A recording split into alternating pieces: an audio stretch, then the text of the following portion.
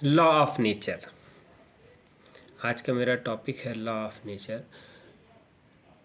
अगर किसी को अपना भविष्य सुधारना है, सबसे पहले वर्तमान को बदलना पड़ेगा। और लॉ ऑफ नेचर क्या है? प्रकृति हर समय बैलेंस करती है, हर समय बैलेंस करती है। आप कभी भी देखिए, कोई भी ऐसी चीज नहीं है जो शाश्वत हो। बड़े से बड़े महल आप देखिए, पुराने समय के इतिहास में जो महलों का वर्णन है, आज वो खंडहर हो चुके हैं। तो इसका मतलब क्या है कि प्रकृति, जो प्रकृति से उपजा है, उसको प्रकृति में ही जाना है एक दिन। तो अगर हमको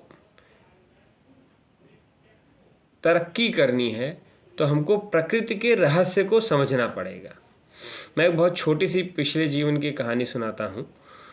एक केस था मेरा, जिसमें एक सज्जन आए और उनकी पत्नी को अचानक से डर लगता था, गाड़ी में जाने में बैठने में डर लगता था। मैंने उनका देखना शुरू किया, क्या थी समस्या उनकी। तो वो पिछले जन्म में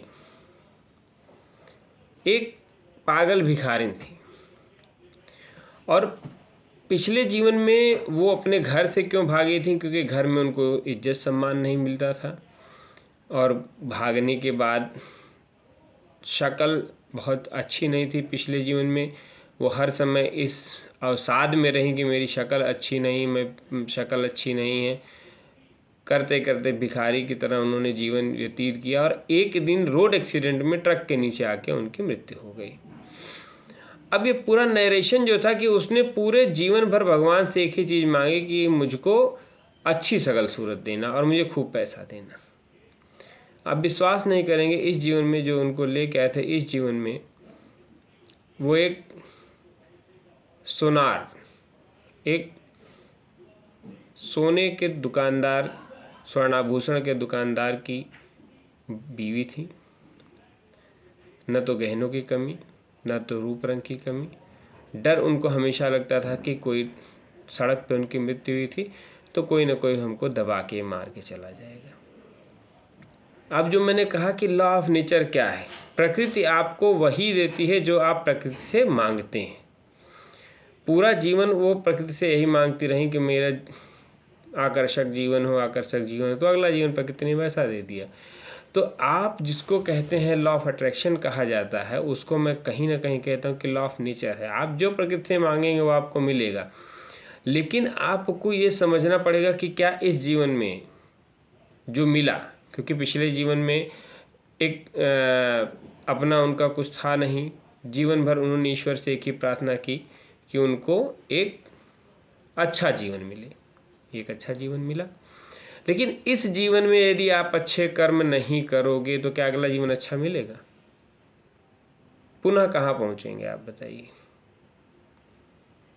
क्या ऐसी पॉसिबिलिटी है कि इस जीवन में वो अगर एक धनवान घर की बहू बन गई तो अगला जीवन उनका क्या होगा? अगला जीवन तो इसी जीवन के कर्म से निर्भर करेगा, और अगला जीवन ना हो उसकी अलग कहानी है। मुक्त पुरुषों की अलग कहानी, कैसे मुक्त हो सकते हैं वो तो यदि कोई मुझसे पर्सनल संपर्क करेगा तो मैं बता सकता हूँ। लेकिन समझना पड़ेगा, प्रकृति को समझना पड़ेगा, जीवन को समझना पड़ेगा। जीवन को समझने के लिए किसी से भी, आप समझ रहे हैं, किसी से भी द्वेष मत रखिए, क्योंकि आपका जीवन कितना बड़ा है आपको स्वयं भी नहीं पता कि आज रात की सुबह होगी या नहीं। फिर ऐसे नश्वर जीवन के लिए किसी से क्यों वैर लेना, किसी से क्यों द्वेष करना? सबसे प्रेम से रहें, मिल के रहें, कोशिश करें अपने जीवन को, लॉ ऑफ नेचर कहता है बैलेंस करने के लिए। बैलेंस करने का तात्पर्य है अपने कर्मों को यहीं बैलेंस करना है आपको। किसी से भी द्वेष न रखें, किसी से भी। राग द्वेष जाके नहीं, वैरी मीत समान। राग द्वेष, किसी से राग नहीं, किसी से द्वेष नहीं। और वैरी मीत समान, यानी कि जो प्रेमी है और जो दुश्मन है वो दोनों को एक ही नज़र से जब हम देखना शुरू करेंगे, कह नानक सुन रे मना, साधु ताहि ते जान, वही व्यक्ति साधु है। साधु का मतलब क्या? साधु नहीं बन जाना है हर किसी को, लेकिन परम कार्य साधते इति साधु। जिसने अपने परम कार्य को साध लिया वही साधु। और परम कार्य क्या है?